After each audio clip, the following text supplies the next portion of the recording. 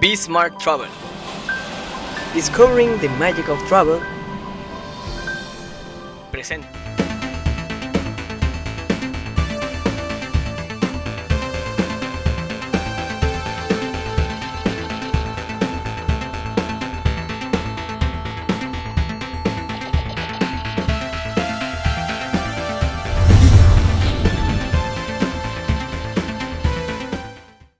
Hola, ¿qué tal? Gracias por estar una vez más aquí en su programa En Contrapunto. Hoy tengo el gusto de tener a un invitado que ha sido muy difícil que acepte la invitación a esta entrevista. Desconozco las razones, pero bueno, fue gobernador de Quintana Roo justo cuando nació el proyecto Contrapunto en el año 2002. Él ya gobernaba Quintana Roo y pues bueno, le tocó precisamente a Grupo Contrapunto los momentos más difíciles de ese nacimiento, y la verdad es que me da mucho gusto porque con el paso de los años hemos podido de alguna manera consolidar pues buena relación, que creo que entre quintanarroenses es lo que debe prevalecer sin importar cuál sea el ámbito al que uno se dirige. ¿Cómo estás? Gracias. Joaquín Hendrix Díaz. Muchas gracias Jonathan. Pues primero que nada una disculpa, habíamos buscado el momento de esta plática y en un primer momento no se dio por mis permanencias prolongadas en la Ciudad de México. Por el cargo que tenías como secretario técnico. Como secretario técnico del Consejo Político Nacional, pero después ya de diciembre para acá ya no ha habido pretexto. La verdad es que cuestiones de compromisos que me ha tocado atender y asuntos que he diferido durante mucho tiempo por los 3 años que hice en la Ciudad de México, pues no me había dado la oportunidad, pero ahora con mucho gusto y para platicar con toda libertad, felicitarte por la consolidación de este proyecto que efectivamente vine a hacer y que quizá no como en los últimos tiempos, que sé que tuviste algunas dificultades, con nosotros si hubo alguna traba por parte de algún funcionario, pues, pero cuestiones menores, nada comparables con lo que seguramente viviste. El pasado ya es el pasado, ¿no? A final de cuentas, ¿no? Como un dato anecdótico, me acuerdo de la primera reunión que tuvimos en lo que era el Oasis América. Sí. ¿Te acordarás? Sí, lo primero que me dijiste, recibo tus saludos todas las semanas. Sí. Todos los lunes. Claro. En aquel entonces Contrapunto era un semanario. Sí. Se imprimía semanalmente y se distribuía a partir de cada lunes. Y ciertamente la línea editorial fue muy, muy fuerte, muy dura contra tu gobierno en aquel entonces. Lo debo reconocer. Estábamos empezando y aprendiendo, nosotros también. Después pudimos aprender, valga la redundancia, el tema del equilibrio, ¿no? El equilibrio que es muy importante tanto en política como en periodismo, como en el ámbito, como en todos los ámbitos quizá. Claro, claro. Bueno, equilibrio que hablando de medios de comunicación, se debe de traducir en el medio, debe de ser un analítico de lo que se hace en el gobierno, y correa de transmisión entre el gobierno y la sociedad, no solamente observar y criticar, que es muy sano, claro, pero también ayudarle a la sociedad a que tenga una mejor comunicación con el gobierno. Me parece que esa es la función de los medios de comunicación, clarificar las cosas, el ejercicio de la función gubernamental para servir a la ciudadanía. Sí, sin duda. Y también recuerdo otro dato anecdótico de esa época, cuando Celia Pérez Gordillo era tu procuradora y Miguel Ángel Pechsen era su procurador. Sí. En toda la historia de Quintana Roo, que yo sepa, ha sido el único expediente de una demanda por difamación, que ya no existe el delito, el único que se ha consignado y que ha llevado un proceso largo, el mío en particular. No ha habido otro periodista que haya sido consignado, sí, y que me llevó 3 años y medio de libertad condicional.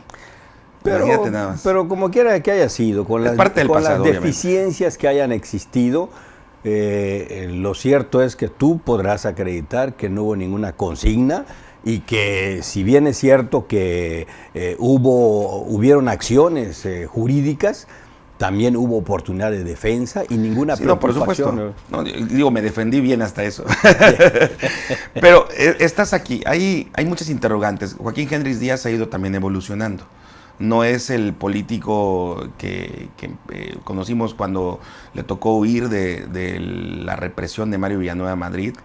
no es el político que llegó con dificultades también al gobierno de Quintana Roo, ni aquel que en su momento tuvo que aprender a ser un gobernador también, porque te tocó, digamos que bailar con la más fea. Momentos difíciles. Han sido momentos muy difíciles de Joaquín Hendrix Díaz. Sí. Y hoy vemos a un Joaquín Hendrix Díaz que se presenta mucho más fresco, mucho más actualizado. Pues Jonathan, la experiencia, ¿no? Los años vividos nos hacen ver las cosas de una manera más reposada. Esto no quiere decir que dejemos de ser creativos, de que dejemos de tener iniciativa, de opinar, de sugerir cosas, pero vemos las cosas de manera más reposada. Y por eso es importante, por eso yo soy partidario de decir cuantas veces tengo la oportunidad que lo mejor que podemos hacer en la administración pública, en la política, es lograr el entreveramiento generacional, el ímpetu de los jóvenes con la madurez, con la experiencia a un lado, es lo que nos ayuda a tener gobiernos, gobernantes, políticos que piensen y que no actúen visceralmente. Todos aprendemos a final de cuentas. Así es, y aprendemos con los años. Lamentablemente esa es la única fórmula para que podamos ir aprendiendo. A mí me decían, cuando me han comentado, es que Joaquín Hendrix apoyó a Carlos Joaquín González como candidato a la gubernatura. Y yo decía, bueno, no tiene nada de malo, es un ciudadano y aunque tenga filiación partidista, es libre de votar por quien quiera y de sugerirle a sus conocidos y familia que lo haga. Pero es cierto esto. ¿Realmente sí apoyaste a Carlos Joaquín? Es cierto, yo apoyé a Carlos Joaquín, lo apoyé mientras estuvo con nosotros. Yo siempre tuve la oportunidad ante los dirigentes nacionales del PRI de decirles, cuidado, Carlos Joaquín está muy fuerte, Carlos Joaquín es compañero nuestro y lo estamos empujando hacia la oposición. Hay que cuidarlo con Carlos Joaquín, hay que dialogar, hay que tenerlo. Él está ya en la pelea, aunque no queramos. Lo trataron mal, ¿no? Con Carlos Joaquín está pasando lo que a mí me pasó con Mario Villanueva. A mí me quisieron hacer a un lado a fuerza, a costa de todo. Pero finalmente lo que viene uno construyendo, el apoyo de la ciudadanía, pues eso no se puede sustituir nada más por decreto. Entonces apoyé a Carlos hasta ese momento. En el momento en el que Carlos decidió ser candidato de una alianza opositora, pues en ese momento yo marqué mi distancia. Yo soy priista, mis convicciones son priistas y yo voy a luchar por el resurgimiento del PRI en Quintana Roo, lo estoy haciendo. Yo no cambio mis convicciones. Lo que sí puedo hacer, si nuestros dirigentes nacionales, locales, no siguen la filosofía del PRI, lo que sí puedo hacer es hacerme a un lado, porque el PRI no esté cumpliendo con los principios que nos rigen. Pero yo me puedo hacer a un lado, pero no voy a entregarme a ninguna organización política diferente a la mía, que es en la que creo. Entonces, con estas ideas y con esas convicciones, apoyé a Carlos hasta que estuvo con nosotros en el momento en el que se fue. Y yo me dediqué a hacer el trabajo partidario en favor del partido al que pertenezco. Y precisamente hablando del PRI, algunos, hay versiones encontradas, ¿no? Algunos piensan que la unidad dentro del partido es fundamental y que se tiene que hacer con quienes están ahorita dirigiendo. La unidad en torno a los principios. Exacto. No en torno a individuos que pueden equivocar el camino. Bueno, ese es un alegato, ¿no? El otro alegato es que definitivamente quienes están, ahora sí que citando lo que vienes diciendo, quienes están no son precisamente las personas indicadas para esta unidad de principios. Es que hay un principio fundamental, Jonathan. Vivimos una circunstancia inédita en Quintana Roo. Perdimos, como priistas, lo que construimos en varios sexenios. Lo perdimos. Entonces, quienes estuvieron a cargo del trabajo político, quienes llevaron la responsabilidad del trabajo político, de las campañas, pues deben de rendirle cuentas al priismo. El priismo no está contento con su trabajo. Bueno, en el ámbito nacional, Manlio Fabio Beltrones, ante el resultado desastroso, señor presidente, me voy. Entonces, creo que ese es un asunto que pasa por la obligada reflexión, la catarsis que tenemos que hacer al interior del PRI, y los que aparecen como responsables de nuestra derrota, pues todos debemos dar la cara. Claro. Y finalmente, si tenemos que escuchar el reclamo de nuestros compañeros, pues hay que estar frente a ellos y escuchar ese reclamo y junto con ellos construir las alternativas que hoy requiere el priismo de Quintana Roo. Te tocó un gobierno, decías un momento, pues difícil, ¿no? Porque obviamente entras a un régimen que estaba prácticamente pulverizado por la situación judicial que prevalecía en torno al caso Mario Villanueva, ¿no? Yo recuerdo tus inicios como gobernante. Había una sana distancia, como se dice coloquialmente o en el argot, entre el gobierno y el priismo. A pesar de que, pues obviamente, quien estaba en el PRI dirigiendo a nivel estatal y en los municipios era gente que pues tú habías recomendado o como le quieran llamar, tú mantenías una distancia. Tú estabas haciendo tus cosas de gobernante y dejabas que el PRI se cosiera aparte. Algunos llaman esa actitud como parte del inicio de la debacle del PRI en Quintana Roo. Bueno, un respetable enfoque. No, pero hay que conocer tu enfoque. Sí, ¿no? Claro, es respetable ese enfoque. No hubo un distanciamiento de mi parte como gobernador de mi partido. Yo siempre me mantuve muy atento de lo que había que hacer y de las iniciativas que surgían de mis compañeros del partido, empezando desde luego por los dirigentes. Obviamente el Estado estaba en una situación muy complicada y yo me preocupé por el diseño de un proyecto de gran visión, de un plan estratégico de gran visión para Quintana Roo, y lo construimos junto con todas las instituciones de nivel superior del Estado y acompañados de la Universidad Nacional Autónoma de México, del propio Instituto Politécnico Nacional y una Universidad de Nuevo León. Así es que una vez que arrancó la administración, yo tuve la preocupación y el cuidado de acompañar esta idea que era una idea no de un grupo de élite dentro del gobierno, sino era un reclamo social, y nos hicimos acompañar de todos los sectores de nuestra sociedad para el diseño de un plan estratégico de gran visión que denominamos Quintana Roo 2025.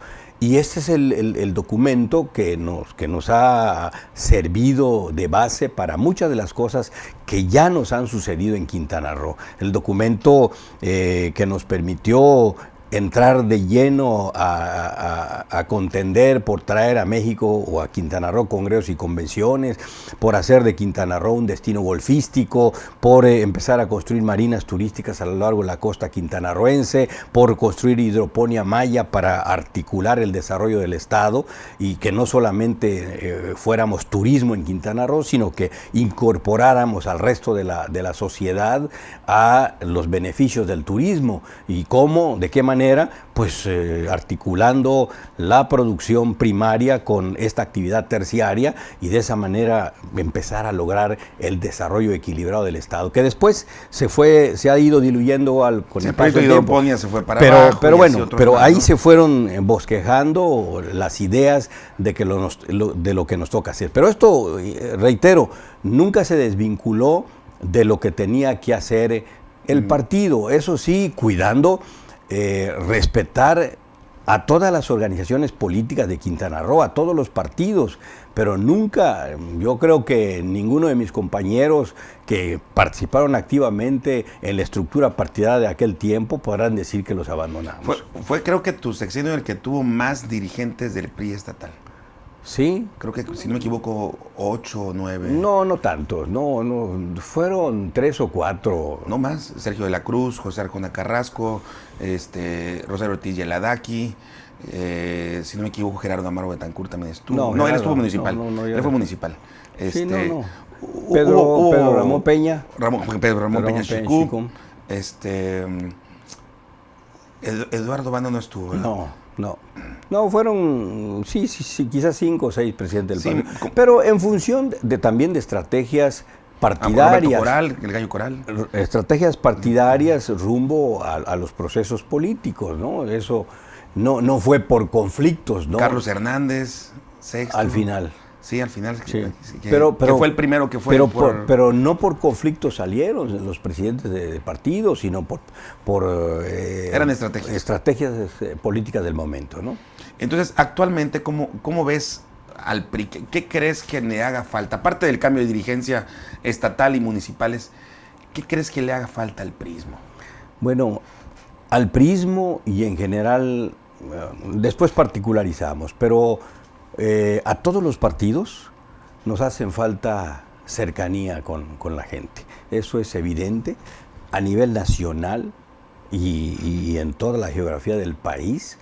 Hay una actitud de rechazo rotundo de la sociedad hacia los partidos políticos.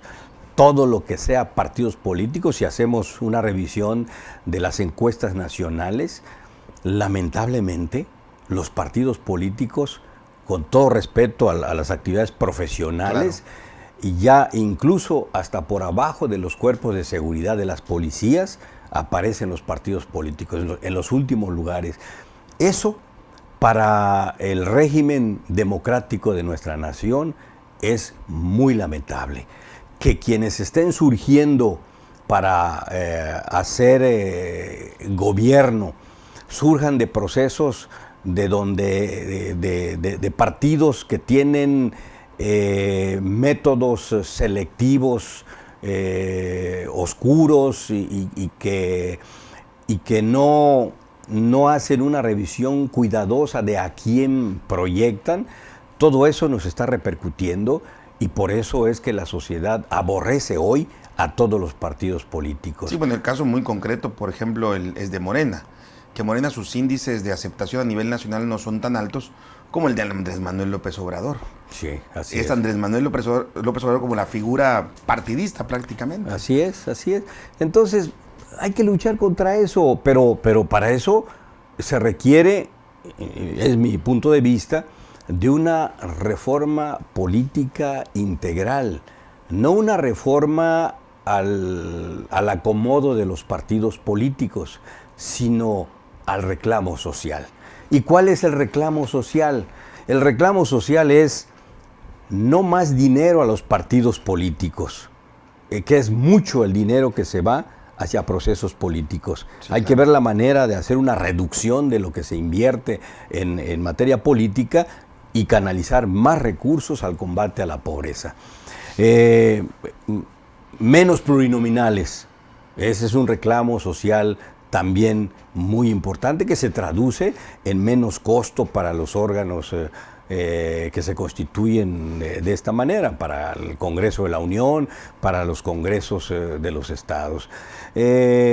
También el asunto de el que los políticos cambiamos de partido político o dejamos las responsabilidades, los cargos de elección popular para buscar otro nuevo cargo de elección popular.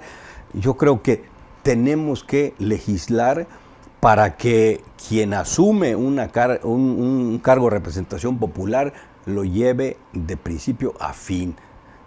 La proyección política se dará en la medida en la que el electo cumpla a cabalidad con las expectativas ciudadanas.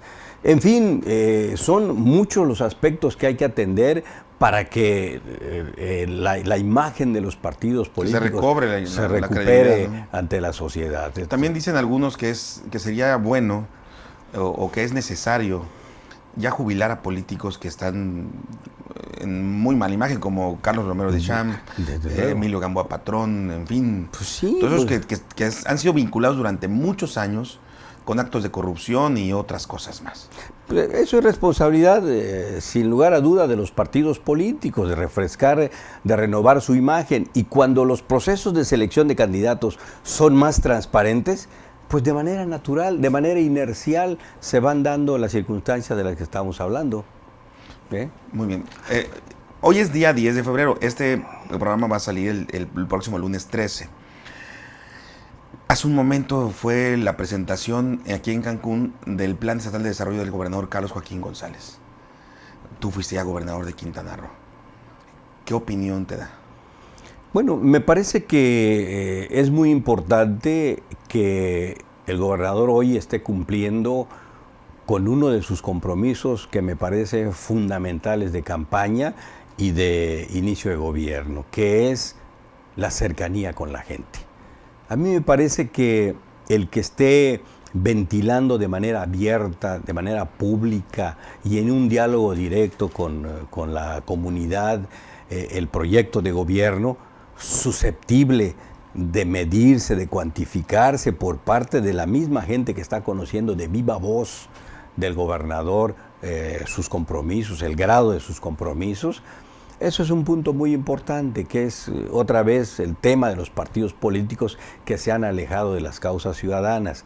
Ya no es un asunto de partidos políticos, es un asunto de la representatividad de los gobernantes, el cumplir con las expectativas ciudadanas. Y este alejamiento y construir agendas paralelas, una la de interés de los partidos políticos y de los gobiernos, y por el otro la agenda ciudadana, es algo que nos ha complicado como sociedad en general, y hay que buscar la manera de que converjan, de que tengamos un solo proyecto, y es el proyecto de nuestros conciudadanos. ¿Qué fue lo que más te llamó la atención de lo que él presentó?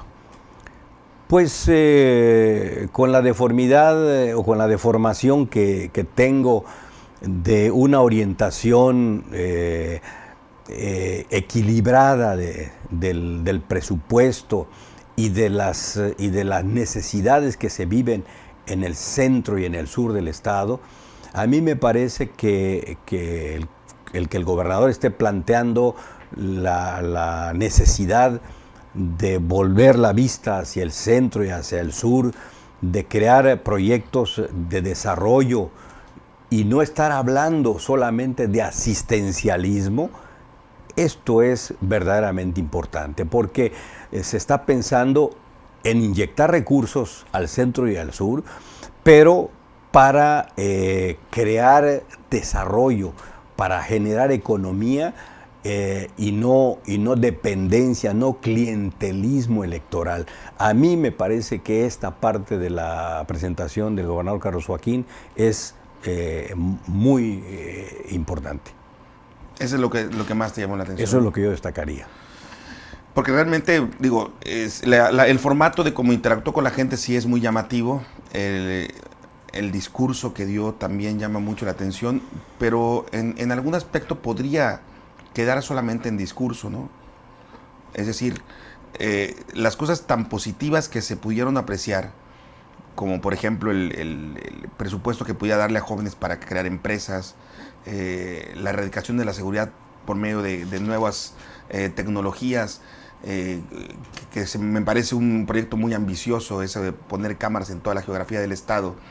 En fin, ¿podría realmente aterrizarse todo lo que planteó el gobernador? Sí, a mí me parece que sí. Pero de lo que debemos ser conscientes todos los ciudadanos es que los proyectos gubernamentales no deben terminar con un periodo sexenal.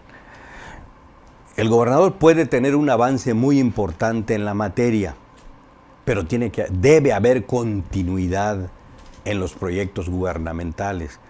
Si no se da el acompañamiento de la sociedad a los programas gubernamentales, se truncan al cambio de administración y entonces volvemos a empezar.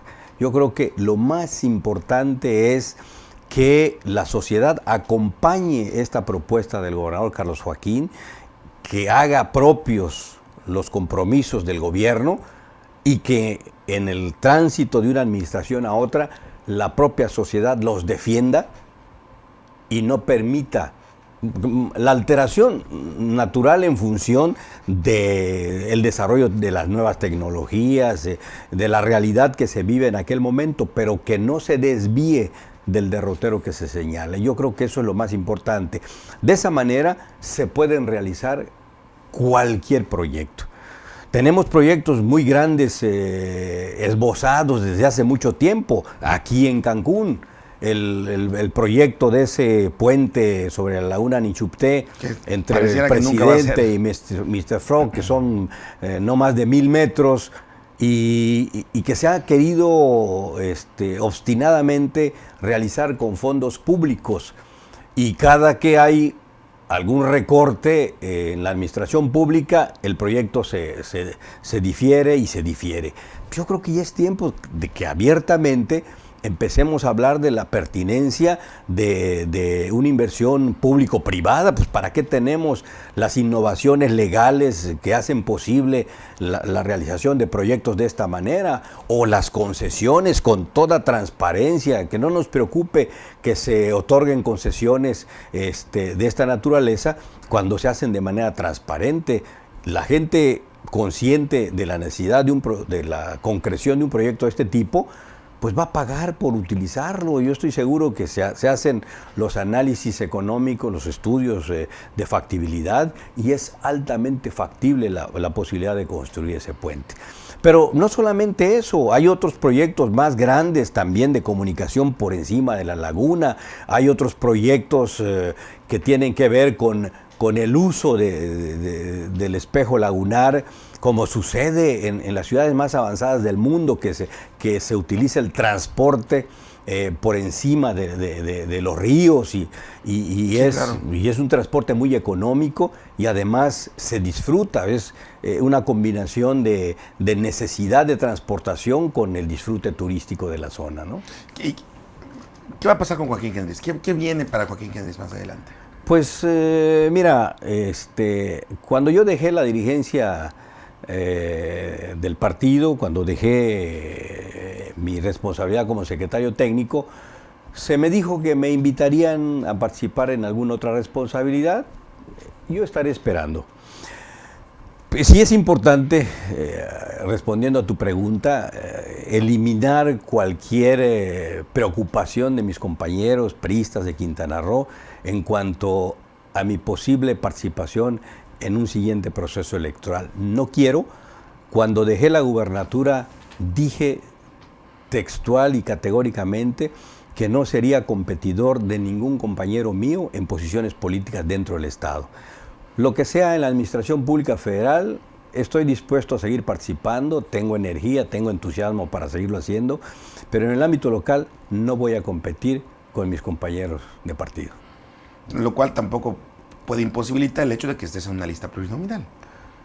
Pues eso ya no es competencia. Pues se puede especular en ese sentido, pero de verdad que yo no quisiera verme en esas circunstancias. Lo sentiría como una contradicción a algo que yo comprometí desde que dejé la gubernatura. Pero me dices que no. Yo te pregunté que sí. ¿Qué quieres hacer? ¿Qué quieres hacer? No, yo realmente estoy atendiendo algunas cuestiones personales. Tenemos un despacho en el cual yo me entretengo, desde luego, ahí asesorando en algunas cuestiones que tienen que ver con la administración pública, con cuestiones privadas. Pero realmente políticamente no quiero tener ninguna participación en el ámbito local. Cualquier cosa en la administración federal, estoy abierto. ¿Y estás pendiente opinando respecto a lo que consideras que sí o que no? Respectando, preocupado y ocupado como muchos de mis compañeros en el ámbito local, priistas locales, por la reconstrucción del partido. Yo creo que la lucha debe ser al interior del PRI. Abandonar el barco, huir, buscar otras opciones cuando vemos que el PRI se nos ha descompuesto y las cosas no están como quisiéramos, me parece que no es lo razonable para quienes somos priistas de convicción. Debemos participar, hacer nuestro mejor esfuerzo para la reconstrucción de este partido al que muchos, yo me incluyo, sentimos que le debemos tanto. Pero bueno, también hay límites. Si hay alguien que se opone, y aquí no quiero referirme solamente al ámbito local, sino en el ámbito nacional, si hay quienes se oponen a que el priismo haga saber y sentir su verdad y las cosas, y vemos que nos están yendo mal porque hay cerrazón en cuanto a lo que se está planteando, pues entonces podrá llegar el momento en que nos hagamos a un lado porque ya se vuelva imposible la lucha y le dejaremos la responsabilidad a los que se han obstinado en seguir por un camino que muchos sentimos es el equivocado. Los exgobernadores, son 7 si no me equivoco, incluyéndote, no se llevan, no hay una relación, una preocupación mutua al respecto. Sí, hay preocupación. ¿Hay comunicación entre ustedes? Hay comunicación, pero es que quiénes somos y dónde estamos no es fácil de cualquier manera. Pues desde don Jesús Martínez Ros, que a pesar de su edad es un hombre muy lúcido, hasta pasando por Miguel Borge, el propio Pedro Joaquín, que con sus tareas nacionales pues es muy difícil. Aquí en el ámbito local, Jesús Martínez Ros, Miguel Borge, Miguel Borge, Félix González y tu servidor, pues, ¿quién más? Sí, porque los demás no les podemos consultar. Roberto está de vacaciones, ¿no? Entonces, pero sí nos comunicamos con cierta periodicidad. ¿Coinciden los tres? No nos hemos reunido físicamente, pero sí tenemos proyectado hacerlo porque las cosas de verdad están calientes dentro del priismo del Estado. Y sentimos la responsabilidad, cuando menos de opinar, si no nos quieren escuchar, si por las circunstancias tan lamentables que se están dando dentro del PRI, como sucede cuando se da la derrota en cualquier organización política, lo que sigue es la dispersión. Claro. Si no nos hacen caso, si no tenemos la ascendencia moral que se requiere para poder convocar a nuestros compañeros, pues también tenemos que entender que los tiempos son diferentes y habrá de prevalecer lo que la mayoría de manera razonable quiera. Sí, porque, hacer presión mediática o con reuniones tal vez no sea el mejor camino, ¿no? Y sin duda, cuando se juntan gente como ustedes, exgobernadores, tal vez diputados federales, legisladores, no sé, cuando se junta una cúpula fuerte y le pide ya directamente al Comité Nacional, puede dar un mejor resultado. Sí. Sin necesidad de exponer. Sin necesidad de ventilar públicamente las diferencias. Eso es lo razonable. A mí me ha tocado hacerlo por la cercanía que he tenido con el Comité Ejecutivo Nacional, pero entiendo que no se puede entender igualmente como un interés particular, a pesar de la ascendencia que yo pueda tener con algunos grupos. Lo mejor es que lo hagamos de manera colectiva y que vayamos juntos ante la dirigencia nacional. Creo que eso sería muy recomendable. Pues, don Joaquín Hendrix Díaz, gracias por haber venido aquí a Cancún Channel a esa entrevista. Muchas gracias, al contrario, Jonathan. Un placer. Gracias. Y por supuesto, gracias a usted por estar pendiente de uno de estos más programas que, se hacen para que usted escuche, analice y, se genere su mejor criterio. Gracias. Hasta pronto.